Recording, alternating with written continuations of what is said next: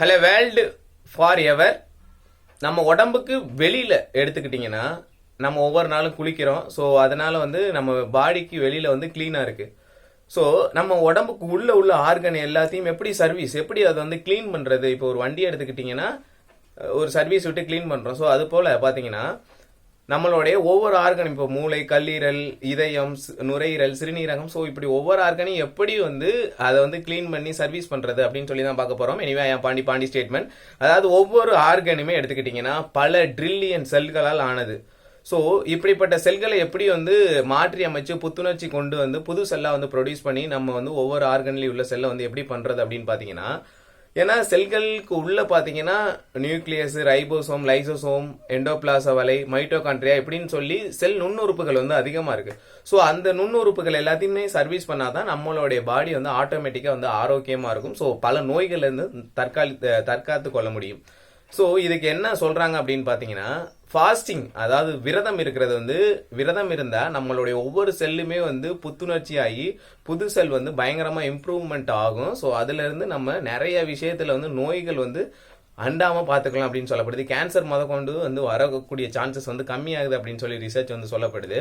So இப்போ என்ன நடக்குது அப்படின்னு பார்த்தீங்கன்னா, இப்போ நம்ம சாப்பிட்ட சாப்பாடு ஃபுல்லாக டைஜஷன் ஆகி வெளியில் இதாகிறதுக்கு பார்த்தீங்கன்னா 12 மணி நேரம் ஆகுது அப்படின்னு சொல்லப்படுது. ஸோ 12 மணி நேரத்துக்கு மேலே போகும்போது நமக்கு பசியை தூண்டக்கூடிய ஹார்மோன் ப்ரொடியூஸ் ஆகும். ஸோ பசியை தூண்டக்கூடிய அந்த ஹார்மோன் ப்ரொடியூஸ் ஆகும்போது growth ஹார்மோனும் ப்ரொடியூஸ் ஆகும். ஸோ அந்த டைமுக்கு மேலே 12 மணி நேரத்துக்கு மேலே நீங்கள் சாப்பிடாம இருக்கும்போது நம்ம கல்லீரலில் ஸ்டோர் பண்ணி வச்சுக்கக்கூடிய அந்த ஃபேட்டை மறுபடியும் நம்மளுடைய பாடி எடுத்து ஸோ அதை குளுக்கோஸாக கன்வெர்ட் பண்ணி நம்மளுடைய எல்லா செல்களுக்குமே அனுப்பும். ஸோ இதுதான் நடக்கும். பட் நம்ம சாப்பிட்டுக்கிட்டே இருக்கோம் அப்படின்னு பார்த்தீங்கன்னா அந்த சாப்பாடு மறுபடியுமே குளுக்கோஸ் லெவலை இன்க்ரீஸ் பண்ணி, ஏன்னா ஒரு குறிப்பிட்ட லெவலுக்கு மேலே நம்ம பாடியில் எதுவுமே எனர்ஜி இல்லைன்னா அதை மீதமுள்ள ஃபேட்ல இருந்து மறுபடியும் ஃபேட்ல இருந்து எடுத்து குளுக்கோஸா மாற்றும். ஸோ மறுபடியும் அந்த சாப்பிட்டுக்கிட்டே இருக்கும் அப்படின்னா அந்த ஃபேட் அப்படியே இருக்கும். ஆனால் பட் இந்த குளுக்கோஸ் லெவல் அதிகமாகி ஸோ இன்சுலின் செக்ரிகேஷன் அதிகமாகும். ஸோ இந்த மாதிரி இதாகும்போது நம்மளுடைய பாடியில் சர்க்கரை நோய், இதய நோய், ஸோ இந்த மாதிரி பல நோய்கள் வர்றதுக்கும் சான்சஸ் இருக்கு.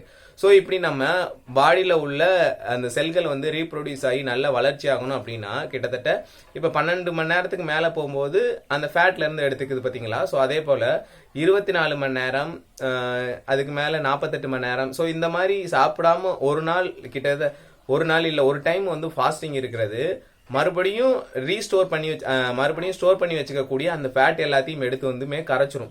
ஸோ அப்போ செல்கள் பயங்கரமா புத்துணர்ச்சி ஆகி அது பயங்கரமா வளர்ச்சி பெற்று நம்ம உடம்புல எந்த ஒரு நோயுமே மேக்சிமம் வராத அளவுக்கு பண்ணும்.